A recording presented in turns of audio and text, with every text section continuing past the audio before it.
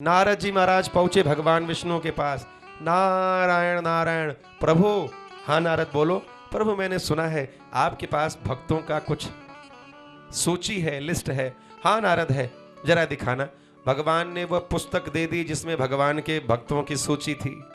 नारद जी तो मन में सोच रहे थे कि मैं तो 24 घंटा नारायण नारायण करता रहता हूं, मेरा ही नाम सबसे पहले होगा, सबसे पहले मेरा ही नाम होगा। लेकिन जैसे ही खोला तो पहला नाम किसी गृहस्थ भक्त का था। नारद जी ने सोचा कोई बात नहीं, दूसरा होगा।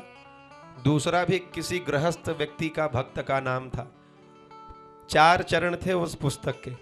पहले चरण में सब गृहस्थ भक्तों का नाम, जब दूसरे चरण में देखा तब नारद जी का पहला नाम था।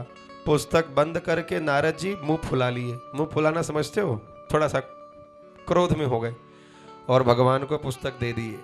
जो आपका अपना होगा, जो वास्तविकता में आपका हृदय में प्रवेश किया हुआ होगा, वो आपके प्रसन्नता के पीछे का दुख और दुख के पीछे की प्रसन्नता भांप लेगा। कितना भी हंसो, हृदय में कितने भी गम छुपाए रहो, वो आपकी मुस्कुराहट से भी आपके दुखों को जान लेगा। माता पिता जान जाते हैं अपने पुत्रों के प्रसन्नता और दुख का बात। नारद जी महाराज उदास होकर के दिए। भगवान ने कहा नारद क्या हो गया, उदास हो, कोई बात है? नारद जी ने कहा नहीं प्रभु कुछ नहीं, बस नहीं। क्या बताओ, कोई बात है? प्रभु एक प्रश्न था। कहे क्या? कहे मैं 24 घंटा आपका नाम संकीर्तन करता हूं, मेरा नाम दूसरे चरण में, और ये गृहस्थ लोग 24 घंटा व्यापार पैसा दुनिया गृहस्थी में व्यस्त रहते हैं। सुबह 10-5 मिनट आधा घंटा, वो भी किसी तरह, वो भी कभी मन से कभी बिना मन से आपका नाम ले लेते हैं, तो इनका नाम पहले नंबर पे। ऐसा क्यों प्रभु? ये तो पक्षपात है। भगवान ने कहा इसका उत्तर दूंगा, पहले एक काम करो। नारद जी ने कहा क्या?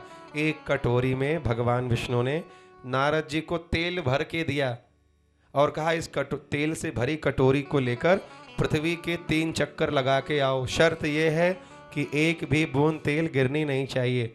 नारद जी गए, 7 दिनों में पृथ्वी के 3 चक्कर लगा के लौटे। आते ही कह दिया भगवान से प्रभु ये लो, एक बूंद भी कटोरी का तेल गिरा नहीं है। तब भगवान विष्णु ने कहा नारद अब बताओ इन 7 दिनों में मेरा कितनी बार नाम लिए? अब नारद जी को क्रोध आया। नारद जी ने दांत पीसा, कहा प्रभु क्षमा करना, लेकिन तेल से भरा हुआ कटोरा दिए थे और शर्त ये थी कि एक भी बूंद तेल गिरना नहीं चाहिए, तो आपका तेल संभालूं कि आपका नाम लूं?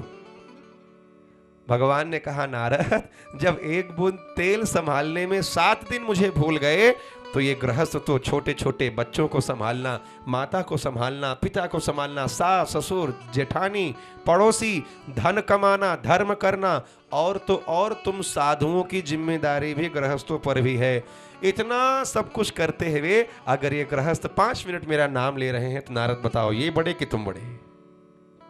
तो सबसे श्रेष्ठ धर्म महाराज गृहस्थ धर्म है। आप जिस धर्म में हो, गृहस्थ धर्म में, वही सबसे श्रेष्ठ है।